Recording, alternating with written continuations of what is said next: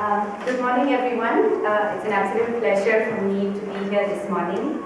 I'm really grateful to Professor Matteo Pezzari for having me here and giving me a space to share with all of you a little bit about the art form that I practice.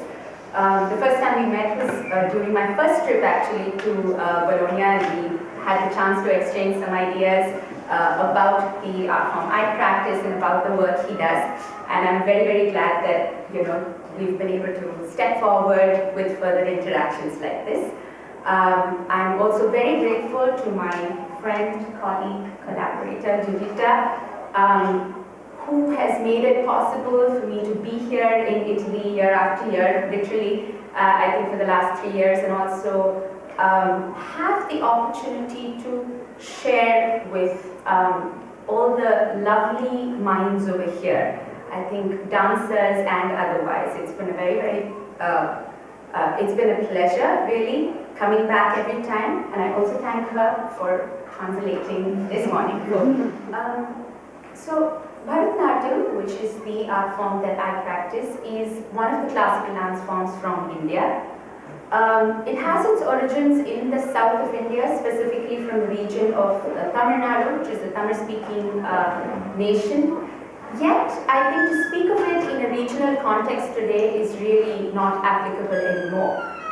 It is one of the forms which has really transcended its regional boundaries to become a form practiced not only globally by Indians living everywhere, but also by people from various cultures. And I think this country is really a testimony to the fact, because every time I come here to see the building interest in the art form is something that is very heartening. But it is also something interesting that makes me think as to what is it in the art form that gives it this kind of a reach. The art form itself has a very long, possibly a little fuzzy history. When we say long, I would say at least 2,000 years back. You can trace its ancestry back at least that many years. But what do I mean when I say this? Is it something where we say, okay, we know this was the moment when Bharatanatyam was born? Not quite, but I think it's quite similar to tracing my own genetic link back to my forefathers, ancient forefathers in India. The interesting thing is that there is a very long and clear continuity, a clear gene that is maintained, not just in Bharatanatyam, but this would apply to all the art forms from the Indian subcontinent. This would include places like Indonesia, Thailand, so the whole of Southeast Asia. These art forms share a unifying thread. And why do we say at least 2,000 years? Because we know of a text called the Natya Shastra, written in Sanskrit, possibly one of the oldest known treatises on drama, on dramaturgy that exists in the world. Very comprehensive. And this written text at least gives us some date to hold on to. Yes? But apart from that, I think what such performative traditions give us is a very important link to the quality of human thought at any given point of time in history. And today, that is kind of what I would like to focus on and try and share a little bit with you. Having been performative forms, active, living, breathing forms, what they do is almost like a river of time, right? They carry along the way the sand and the silt of the time and deposit it down to us in a manner that a written document, a piece of history, whatever, a documentation cannot reflect to you. And it is this aspect of the performative tradition with focus on Bharatanatyam that we will have our discussion sort of meander through today. So just to give you a short structure of how we will go about the discussion today is it's going to be in roughly 3 parts. In the first part, I hope to discuss this short memory, so to say, of the art form. What has happened in the last 300, 400, 500 years. Who have been the people the voices, the places, who have actually been the carriers of this art form. So that's something that we look at roughly in the first part. In the second part, I'd like to project back and try to trace the longer sort of genetic memory of the form.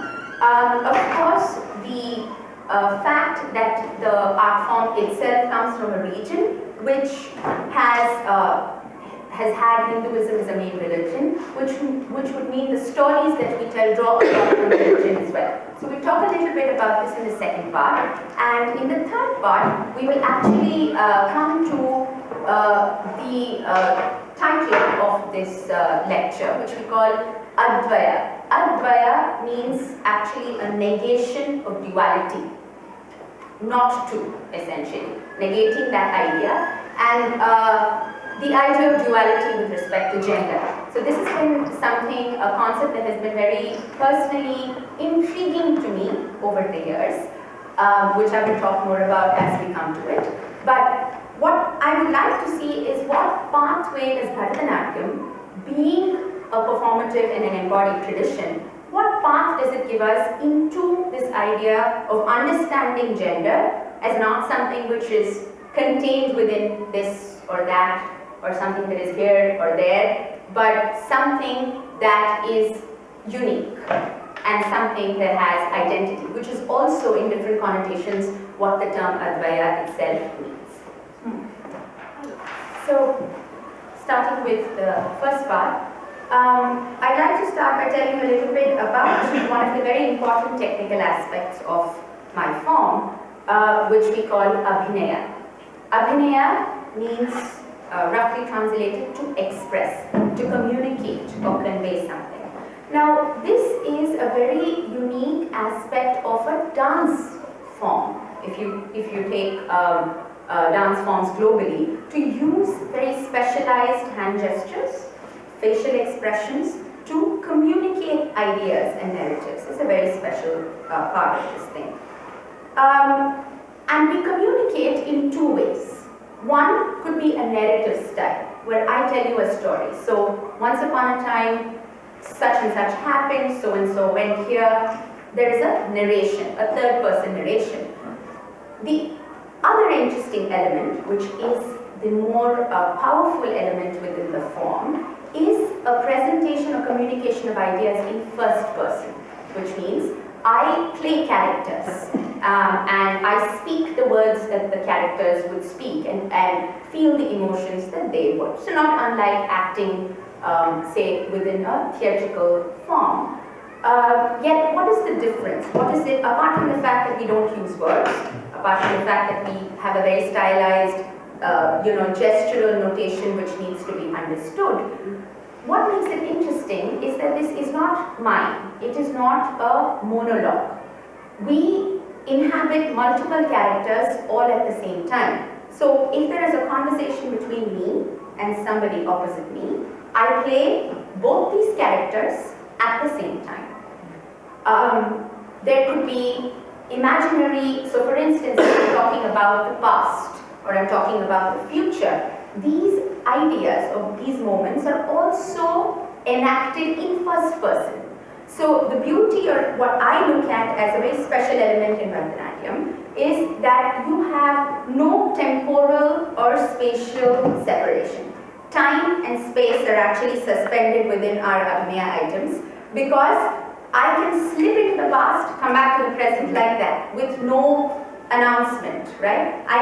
And in first person, I can slip into future, come back to present. Similarly with space, I do not have to, so when I'm talking to a character in this manner, it doesn't mean I have to keep a spatial sort of a negotiation between these two characters. In an instant, that character could be behind me, in an instant, the character could be elsewhere, right? And I usually like to draw a comparison with post-impressionist painting in the West, right? Someone like Picasso with like Cubism. The idea is to give you an image which gives you multiple perspectives at the same time. So you're in the same painting, you're looking at a face from the front and from the side and from the top all at the same time. And I think in a very interesting way, which you will see with the little demonstrations that we do, That's pretty much what we present through the genre of our abhinaya pieces. So these are just a few elements that I wanted to share in terms of why abhinaya and what it is important, and we'll go forward. So coming back to the idea of the short history, right, with respect to abhinaya. There is a very unique body of secular dance literature that as Bharatanatyam dancers we have inherited from the last few centuries, dating back not more than 500, but safely saying maybe in the last 300 to 400 years is where this literature comes to us from. Now, the genre is called, the literature is called Padams and Javalis. These are terms, specific genres within that. But at the center of each of these pieces is a Nayika, is a heroine. There is a woman. There is a strong voice of a woman who has very clear personality traits, who has a very, very understandable background.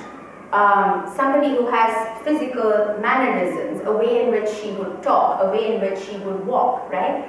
All of this information embedded within that literature that is given to us. And in order to inhabit this character, we really have to go into the details and imagine or reimagine how she would do these various things. Sometimes even up to the point of, you know, how loud is she going to be? Or what would be her choice of words? You know, does she speak in a sophisticated manner? Does she look at you straight up? How does she carry herself, right? And there are a huge variety, unimaginable variety of these female voices that are presented within these songs. And interestingly, these women, these voices, are not intended to be archetypal, right? Something that is a model, a stereotype for how a woman should be. In fact, quite the opposite. They are extremely distinctive. They all have, and I would say they're actually very delightfully real in many ways, right? There's nothing aspirational about these women at all. And what is key is that we find when we look at this body of literature is that these women, one way or the other, are exercising choice. And I think that's a very, very key point to look at here. But why am I bringing this up? Why are we talking about this literature?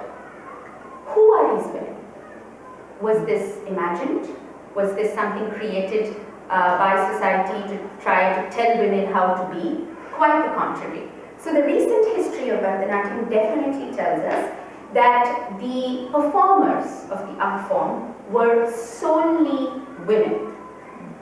Men never performed the form, which is not the case today, of course.